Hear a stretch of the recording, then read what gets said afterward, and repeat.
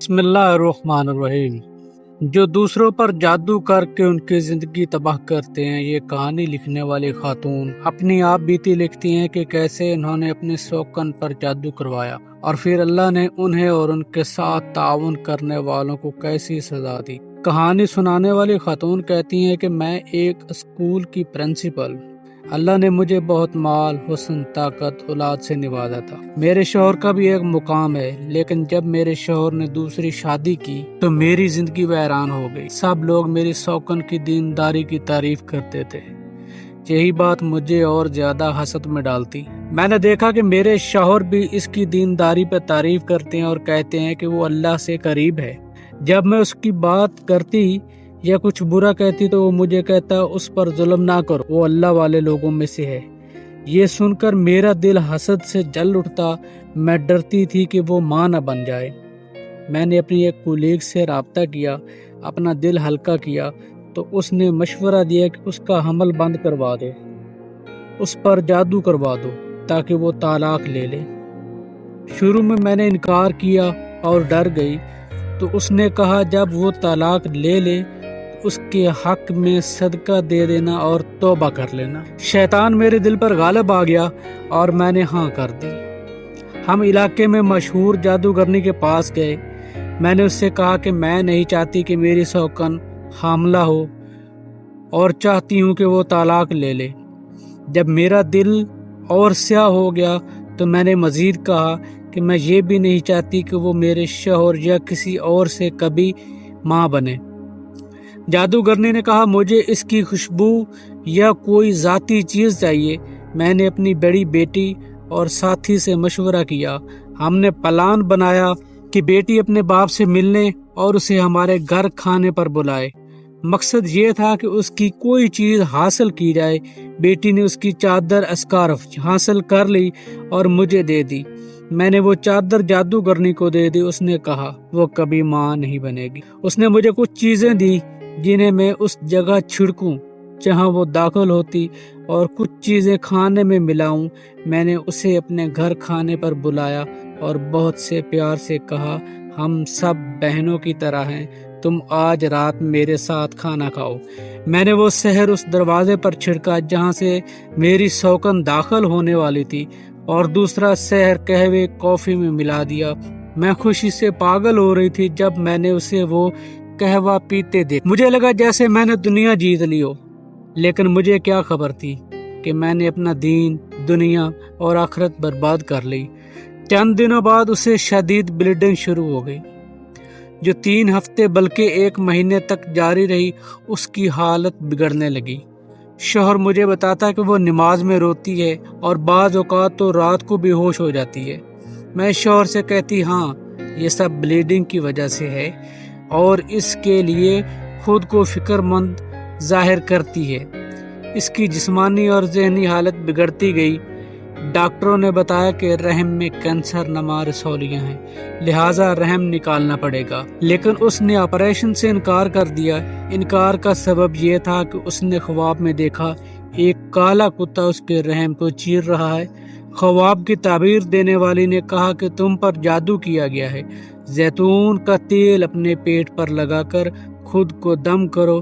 شوہر نے مجھے یہ سب بتایا تو میں نے فوراً کالا علم کرنے والی کو بتایا، تو اس نے کہا اگر اس نے زیتون کا تیل لگا لیا تو گانٹھیں کھل جائیں گی اور وہ ماں بن جائے گی، اس لیے پھر سے کھانے میں سحر ملا دو، عصر سے پہلے آؤ، پھر اسے فون کرو اور لمبی بات کرو تاکہ عصر کی اذکار کا وقت نکل جائے اور میں اس وقت پر گانٹھیں لگا دوں۔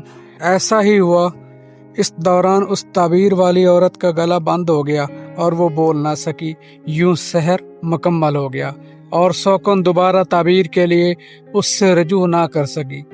دوسری بار میں نے کھانے میں جادو ملا دیا، جس کے بعد اس کی حالت مزید بگڑ گئی اور شوہر نے مجبوراً اس کا آپریشن کروایا اور رحم نکال دیا گیا۔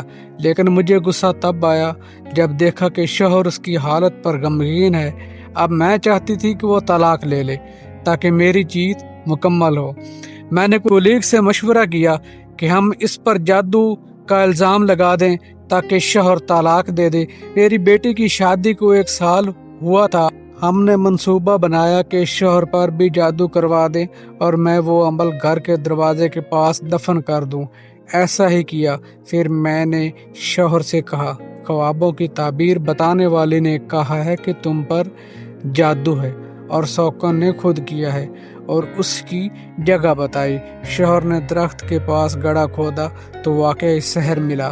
یہ اس کے لیے صدمہ اور میرے لیے خوشی کا موقع تھا۔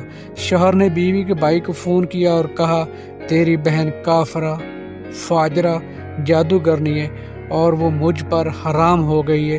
3 طلاقیں اس نے صف لی، جادو کی تصویریں بھی بھیجی۔ میں نے سمجھا کہ میں جیت گئی، لیکن انجام میرے لیے، بیٹی کے لیے اور کلیگ کے لیے تباہی کا تھا۔ اب شوہر کو اس عورت سے طلاق دیے 5 سال ہو گئے۔ میری بیٹی کی طلاق ہو گئی اور وہ بانجھ ہو گئی۔ ایسا عجب مرض، اور وہ نفسیاتی علاج لے رہی ہے۔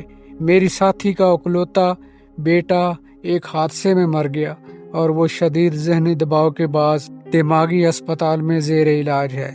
شوہر کو خواب آتے ہیں کہ اس کا مرحوم والد ناراض ہے۔ معاملہ یہاں ختم نہ ہوا، مجھے میرے کام سے نکال دیا گیا۔ ایک بہت بڑی بدنامی ہوئی۔ سازش کے تحت مجھے تعلیم کے شعبے سے نکالا گیا اور میری عزت خاک میں مل گئی۔ عبرت ناک مقام، جو دوسروں کی زندگی برباد کرتا ہے، اللہ اس کی دنیا و آخرت برباد کر دیتا ہے۔ جادو حرام ہے اور اس کا انجام دنیا میں ذلت، آخرت میں جہنم۔ پھر میرا سب سے لاڈلا بیٹا چرس کا عادی ہو گیا اور اب وہ نشے کے علاج کے لیے اسپتال میں داخل ہے۔ یہی میں تو مجھ پر کام کی جگہ پر الزام ثابت ہو گیا، میں بدنام ہو گئی اور مجھے آج تک سمجھ نہ آیا یہ سب کیسے ہوا۔ پھر میری طبیعت بگڑنے لگی۔ جب چیک اپ کروایا تو پتہ چلا کہ دماغ کے کینسر میں مبتلا ہوں اور کینسر ریڑھ کی ہڈی تک پہنچ گیا ہے اور پورے جسم میں تیزی سے پھیل رہا ہے۔ اس بیماری کی تشخیص اور اسپتال میں داخل ہونے کے بعد میرے شوہر نے دوسری شادی کر لی اور مجھے مکمل طور پر بھول گیا۔ میں اب اپنی مرض کے آخری مراحل میں ہوں اور صرف درد کم کرنے والی دوائیوں پر زندہ ہوں۔ میں نے اپنی سوکن کو بلانے کا کہا تو میری بہنیں اسے لائیں۔ میں نے اسے سب کچھ سچ بتا دیا اور اس سے معافی مانگی، یہاں تک کہ اس کے پاؤں چومنے کو تیار تھی۔ اس نے روتے ہوئے کچھ الفاظ کہے جنہیں سن کر میری خواہش ہوئی کہ کاش میں 100 بار مر جاتی اور یہ الفاظ نہ سنتی۔ اس نے کہا، تو نے مجھے ماں بننے سے محروم کر دیا، میرے دین میں مجھ پر ظلم کیا، مجھے میرے شوہر کے گھر سے بدنامی اور جھوٹے جادو کے الزام میں نکالا اور آج نہ میرے پاس بچے ہیں نہ شوہر، صرف تیرے ظلم کی وجہ سے۔ اللہ تجھ پر اپنی رحمت حرام کرے، اللہ تجھ پر اپنی رحمت حرام کرے، اللہ تجھ پر اپنی رحمت حرام کرے۔ یہ واقعہ سبق ہے ہر اس دل کے لیے جو حسد، جادو یا ظلم کے راستے پر ہے، انجام ہمیشہ بربادی ہے۔